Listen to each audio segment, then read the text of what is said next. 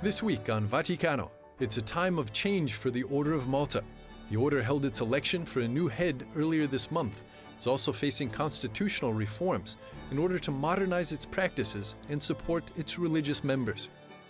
To have unity on one side and to allow for the... Through a series of interviews with the leaders of the Order of Malta, we learn about the aims of the reforms and about the unique dual identity of the order as both a religious and a secular organization. For this and more, Vaticano starts now.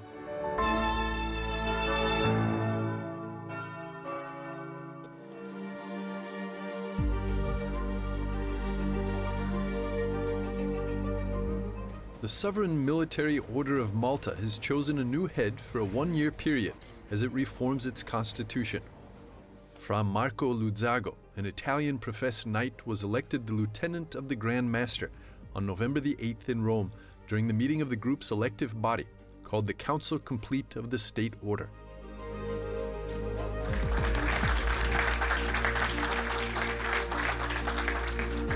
Così come richiesta dal Santo Padre. 44 of the 56 eligible electors from 16 countries were present for the vote, but not all the electors were able to travel to Rome due to the coronavirus pandemic restrictions. For this reason, in the lead-up to the meetings, 7 professed knights and electors wrote to the new papal delegate, Cardinal Silvano Tomasi, asking him to postpone the election. Among those who signed it was Fra Matthew Festing, the former Grand Master of the Order, who resigned on January the 28th, 2017, upon Pope Francis' request. In the letter, the 7 professed knights also expressed their concerns that the Grand Master, who is also a religious superior, might be elected by a body where the overwhelming majority is made up of non-religious members.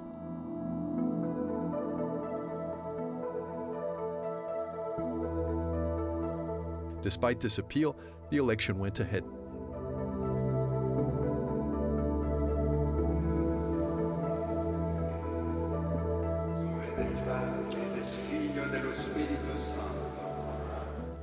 The order has been in flux since December of 2016, when then Grand Master, Fra Festing, dismissed the order's third-ranking official, Grand Chancellor Albrecht Freyr van Boeselager. January 2017, Pope Francis orders Albrecht van Boeselager reinstated and requests Matthew Festing's resignation as Grand Master. February 2017, Pope Francis names Archbishop Angelo Becciu as his personal representative to the order and puts the order's cardinal patron Raymond Burke on hiatus. May 2017, the process of reforming the order's constitutional charter and code begins, led by Mauro Bertero Gutierrez, a Bolivian member of the Government Council. May 2018, Fra Giacomo della Torre del Tempio di Sanguinetto is elected and serves as the 80th Grand Master of the Sovereign Order of Malta until his death in April 2020. November 2020, the Holy Father accepts Cardinal Angelo Becciu's resignation and appoints a new special delegate to the Order of Malta, Cardinal-elect Archbishop Silvano Maria Tomasi. November the 8th, 2020, the Lieutenant of the Grand Master, Fra Marco Luzzago, is elected. Grazie a Fra Rui. The now serving Lieutenant of the Grand Master holds the same powers as the Grand Master, but only serves for a period of 1 year. The appointment of Fra Luzzago is then just a temporary solution to oversee this moment of transition. But what changes will the reform of the Constitutional Code bring? And why are some professed knights concerned the reform will bring the secularization of the order?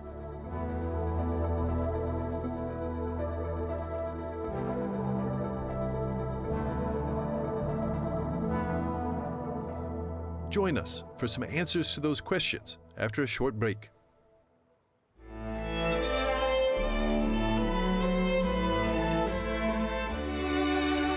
In a few moments, we'll be back with more on Vaticano.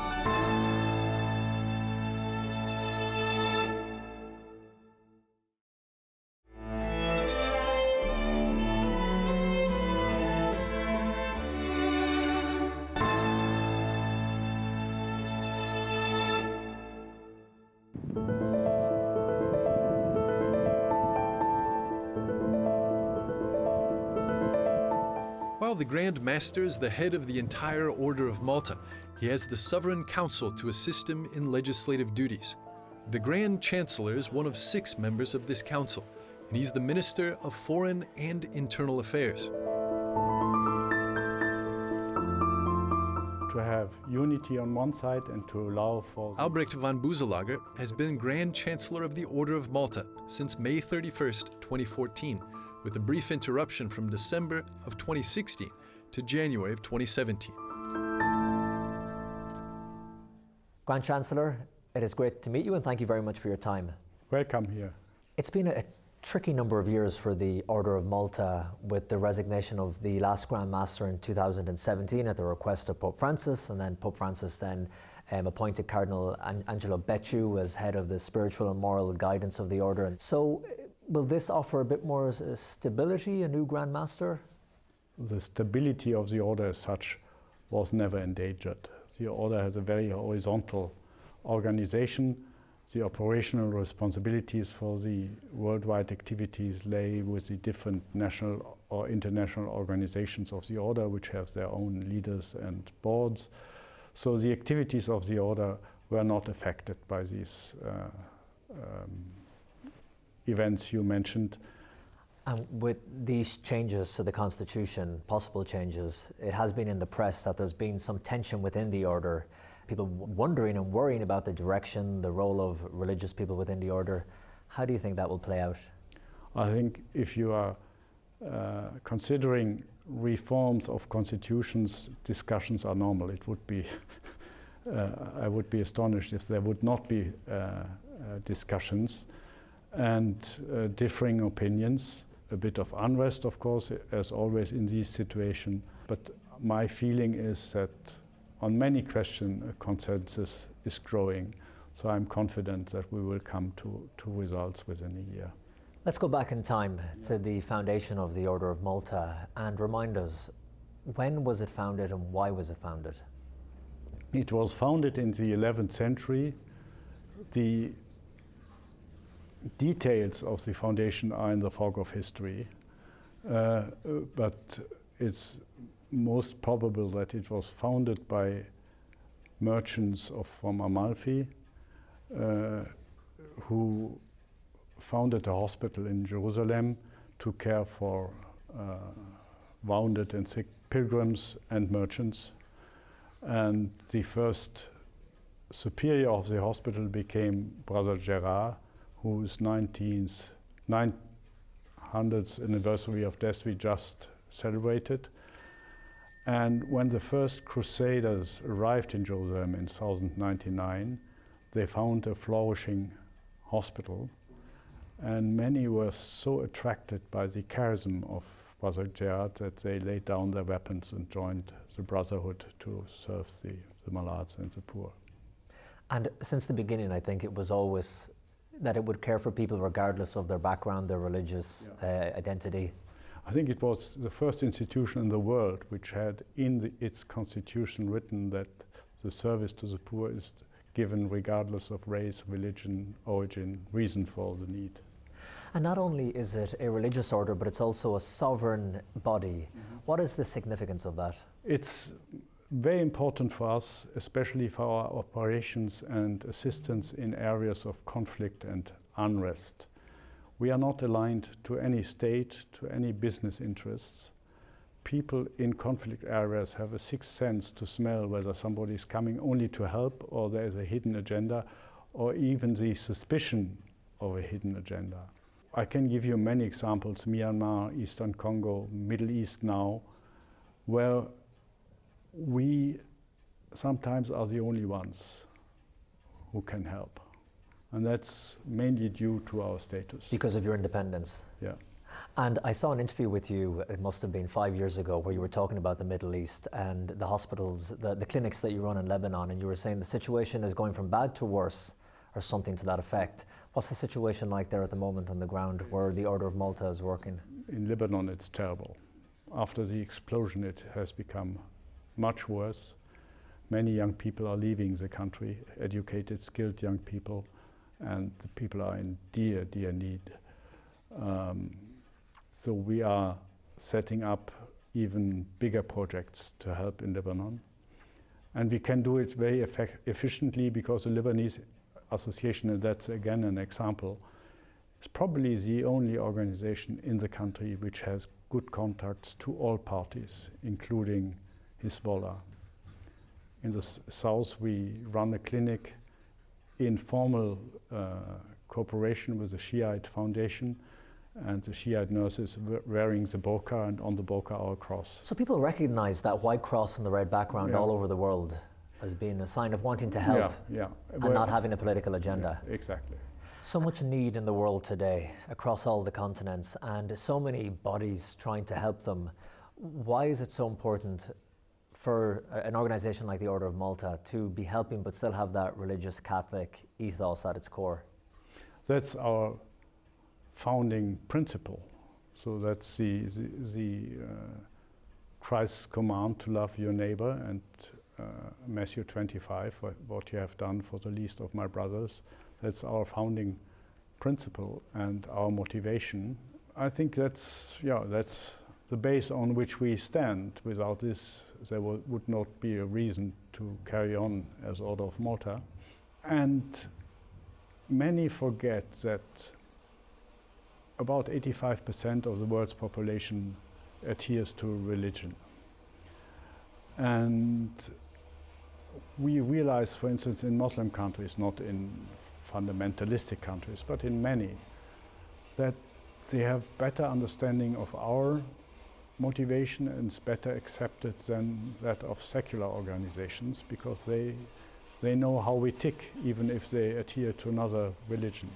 With this new chapter in the Order of Malta, turning a corner, new direction, whatever way you want to put it, will the Order be focusing on an area in particular? Will it be refugees? Will it be humanitarian work in a certain area? Will it go in a new direction? When we had once put out a question to a number of volunteers for kind of mottos for the Order, one of the outcome was modern by tradition. So it means that based on this tradition which I just explained, we always have to adapt and to use modern means to help people. We have to be state of the art. So I don't expect radical changes, but we have to always to adapt. Grand Chancellor, it's been great talking to you, and thank you so much for your time. Thank you.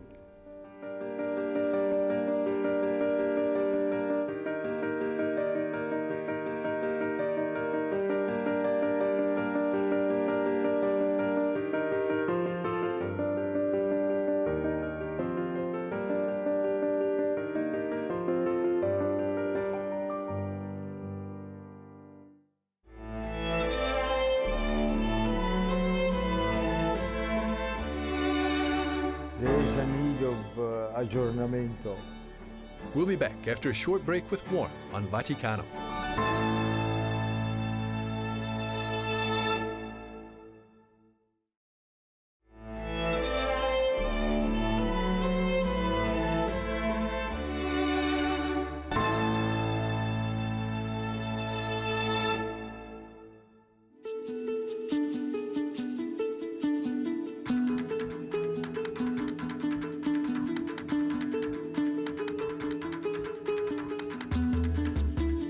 The Order of Malta was founded 900 years ago, and its current constitutional charter and code were written in 1961, meant to provide the necessary structure and protocols for the order. With changes in the Holy See's instructions dealing with religious life and changes in canon law after Vatican II, the Constitution began undergoing reforms in 2017 to conform to these developments. This is the second set of revisions, since the first were carried out in 1997.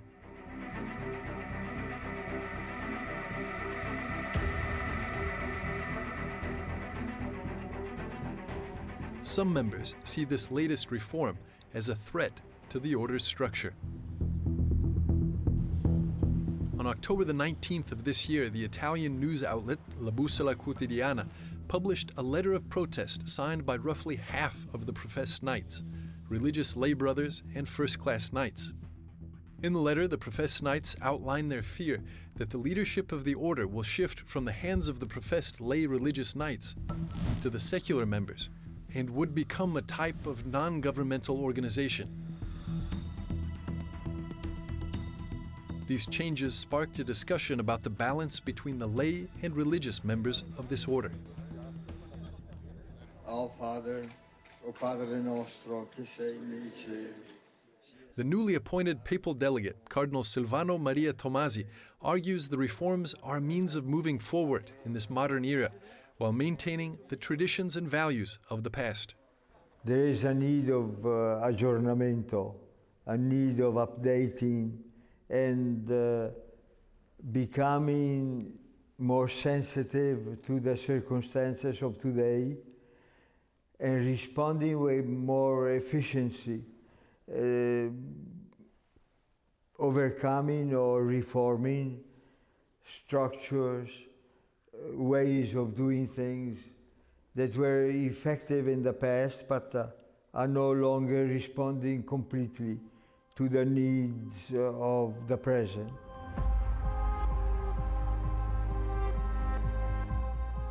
The decisions being made about the leadership of the order are particularly important.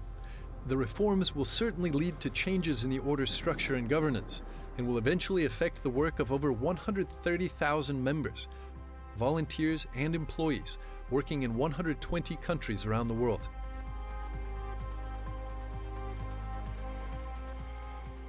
They essentially make a commitment to live an exemplary life. Vice President of the Order of Malta's Governance Council, Peter Sabadeghi, gives a general overview of the reforms and their purpose.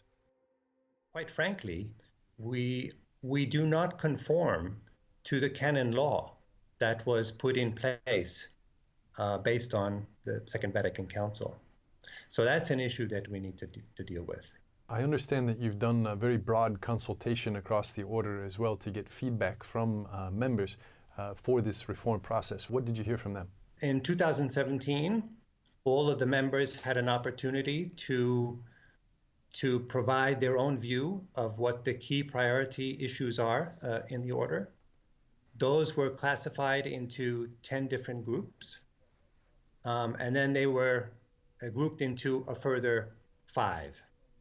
And those 5 are central government, local organizations, that's number 2. Number 3 is nobiliary requirements and eligibility. Number 4 is formation, that's spiritual formation. And number 5 is membership structures. So those 5 were discussed in an international seminar early in 2018, where 144 leaders of the organization, of the Order of Malta, came together and came up with broad consensus sort of recommendations. And these recommendations were the basis on which a new draft constitution and code have been now drafted. And I know that leading up to the elections that took place earlier this month, there was talk, there was a letter from certain members of the order asking that the election would be postponed. These same members of the order seem to be of the opinion that things may change for the professed religious that you had mentioned earlier. How could this reform change their particular status, and how are you responding to those sort of criticisms from some quarters? Now, the second class, we call them members or members in obedience. And they, as the name suggests, they make a promise of obedience to even further live a good spiritual life based on the Catholic teachings, and to devote even more time to the works of the order.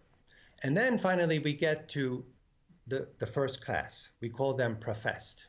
And they are professed because they make 3 solemn vows, that is chastity and poverty and obedience. And it is their lives that will be changing. because of the request by the Holy Father to have a renewed or a spiritual and moral renewal of the order. And the idea is that we would like to strengthen their leadership in the order so that they can be good examples in the different activities that we do across the world. Because right now they're not so much involved in those activities? The rules and regulations do not currently require them to take part in those works. And really what the Pope has asked is that we bring this more in line with the religious orders of the Holy See. And what would you say to those critics? Because one of the criticisms has been that this appears to be an effort to almost make this into another non-governmental organization, an NGO, that doesn't have so much of the religious side of things, but is more about the charitable side. What would you respond to that? Can you conceive the Catholic Church or the Holy Father or the Holy See wanting to lose one of its oldest orders that has been around for more than 900 years and allow it to become an NGO, even if the order would want to do so? Of course, I must emphatically say that no one in the order has said that it would wish to do so. So it's just doesn't square. You mentioned this sort of reframing of the role of the first class knights. Is there also a reframing in some way of the second class knights that would be given more of a role in the governance of the order itself? It was Pope Pius XII who officially decreed that a second class be created in the Order of Malta. And it was based on that 1956 decree that the second class was defined in the current constitution in 1961. Now, the reason for bringing a second class into existence is simply because after Second World War, the order was already growing very, very quickly. And there was a recognition that the professed, the first class, needed additional help in the governance of the order's activities. And it's in the same line of thinking that the new reform will provide opportunities and expectations that members of the second class will help mainly in governance types of activities for the entire order, supporting the professed members. Do you also, Peter, expect there to be some sort of a boost, an increase in the number of First Order Knights as a result of this reform? Well, we certainly hope so, and that's the goal, to make it very clear what the Order of Malta is really all about. Do you think, Peter, that these reforms would have been carried forward anyway, would have been developed anyway, even if the Holy Father hadn't asked for them? Yes, we would have probably have done so, but it would have taken a lot more time. So Pope Francis has asked us that we don't take a lot of time, that we just do it. In a year's time, do you foresee the election of a new Grand Master?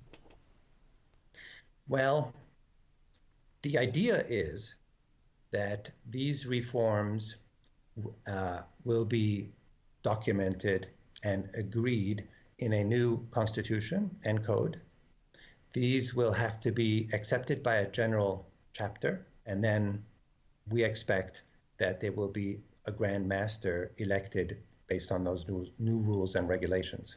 What would you say are the challenges to existing in the world today, and also maybe the challenges to retaining or attracting new members? Yeah. Well, the biggest mission that we take on is that we don't perform those charitable activities just for the sake of doing good. We do it to glorify God. So it's always a challenge, to differentiate yourself from other organizations. But this is pretty evident, and it's really a question of behavior. Right? It's up to the individual members of the order to behave in such a way where people in their surroundings will say, he's different, and he's different, or she's different, because they are a member of the Order of Malta. Thank you so much, Peter Sabategi. Thank you. Thank you. It's a pleasure talking to you.